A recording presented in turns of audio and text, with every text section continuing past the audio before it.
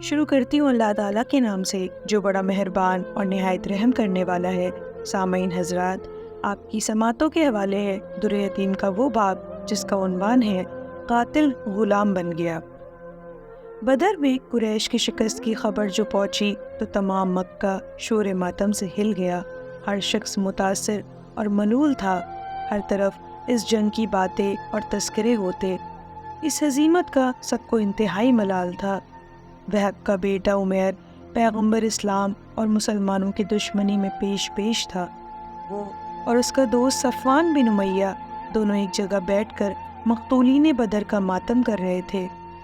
ان کی گفتگو کیا تھی؟ دردناک نوحہ تھا۔ عمیر اس ذلت آمیز شکست کے بعد اب جینے کا مزہ نہیں رہا۔ صفوان نے ٹھنڈی آہ بھر کر کہا، سچ کہا تم نے صفوان، اگر مجھ پر قرض نہ ہوتا اور بال بچوں کے بکھیڑے میرے ساتھ نہ ہوتے تو میں سواری پر چڑھ کر مدینہ پہنچتا اور محمد کو قتل کر دیتا۔ مدینے میں میرا بیٹا بھی گرفتار ہے۔ عمیر نے جواب دیا، تم نہ تو قرض کا خیال کرو اور نہ بال بچوں کی فکر میں پڑو۔ میں ذمہ داری اور کفالت کا پورا وعدہ کرتا ہوں، مجھ پر اعتبار کرو عمیر۔ صفوان کی اطمینان دلانے پر عمیر تیزی کے ساتھ گھر آیا۔ بیوی سے کہا کہ میں مدینہ جا رہا ہوں، تمہارے بیٹے کو چھڑا کر لاؤں گا۔ میری اس زہر میں بجھی ہوئی تلوار سے محمد ابن عبداللہ بچ نہیں سکتے۔ مقتولین بدر کے انتقام کی یہ پہلی قسط ہے۔ عمیر نے تیزی سے اونٹنی لی اور مدینہ کی طرف چل دیا۔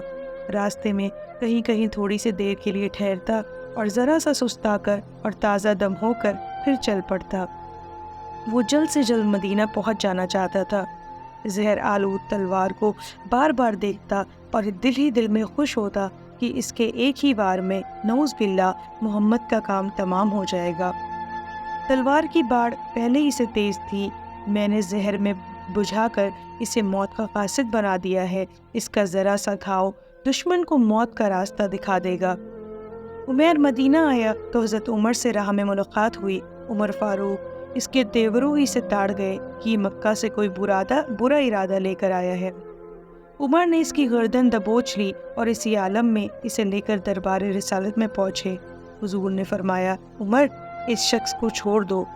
رسول اللہ کا ارشاد سن کر عمر فاروق کے ہاتھوں کی گرفت خود بخود ڈھیلی ہو گئی۔ پھر حضور نے اسے قریب بلایا، کس ارادے سے آئے ہو تم یہاں؟ رسول اللہ نے عمیر سے دریافت کیا، اپنے بیٹے کو قید سے رہائی دلانے کے لیے حاضر ہوا ہوں۔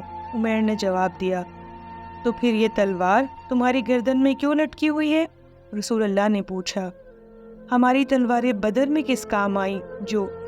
عمیر کی آواز دھیمی پڑ گئی، جیسے بدر کا نام آتے ہی اس کے دل کی چوٹیں ابھر آئیں اور غم تازہ ہو گیا۔ آخری لفظ اس نے دبی زبان سے ادا کیا جیسے اس کی بات ہو چکی۔ اس کے جواب میں رسول اللہ نے فرمایا، تم اور صفوان دونوں نے حجرے میں بیٹھ کر میرے قتل کی سازش جو کی تھی۔ حضور کا جواب سن کر عمیر کو پسینہ آ گیا۔ اسے بڑی حیرت ہوئی کہ اس مشورے میں صفوان اور میرے سوا کوئی شریک نہ تھا۔ خود میرے عزیزوں، دوستوں اور گھر والوں تک کو اس سازش کی خبر نہ تھی۔ یہ مشورہ ہم دونوں نے انتہائی رازداری کے ساتھ کیا تھا، مگر حضرت محمد کا مکہ کی بات کو مدینے میں رہ کر ظاہر کر دینا یقیناً اس بات کی دلیل ہے کہ اللہ تعالیٰ آپ پر چھپی ہوئی باتیں ظاہر فرما دیتا ہے۔ جس شخص کا خدا کے ساتھ اس قسم کا معاملہ ہو اس کو نبی ہونا ہی چاہیے۔ حق واضح ہو چکا تھا۔ عمیر کی طبیعت میں ضد اور ہٹ دھرمی نہ تھی۔ فطرت کا غبار صحاب نبوت کے 2-4 چیٹوں میں دھل گیا۔ فوراً اٹھے اور پرجوش انداز میں اللہ کی ربوبیت اور محمد رسول اللہ کی رسالت کی شہادت دے کر مسلمان بن گئے۔ قسمت اور بخت بیدار کی سازگاری دیکھیے کہ تلوار زہر میں بچھا کر اس نیت کے ساتھ مکہ سے چلے تھے کہ نعوذ باللہ محمد ابن عبداللہ کا خاتمہ کر دوں گا، مگر یہاں آ کر دل کی دنیا ہی کچھ سے کچھ ہو گئی، زاویہ نگاہ ہی بدل گیا، ارادے کی بساط ہی الٹ گئی۔ اللہ تعالیٰ کی ہدایت نے دستگیری فرمائی تو قاتل جانثار غلام بن گیا۔ عمیر جب مکہ سے روانہ ہو گئے تو کفار قریش کو شدہ ان کے ارادے کا علم ہوا۔ ایک نے دوسرے سے کہا، دوسرے نے تیسرے سے، مکہ میں خوشی کی لہر دوڑ گئی۔ وہ لوگ اس امید میں تھے کہ عمیر مدینہ سے اپنے مقصد میں کامیاب واپس ہوگا۔ مدینہ سے لوٹ کر فخریہ لہجے میں وہ کہے گا کہ میں اس طرح سے مدینہ پہنچا، اور پھر کئی دن کی کوشش کے بعد محمد ابن عبداللہ کی بزم میں باریابی ہوئی۔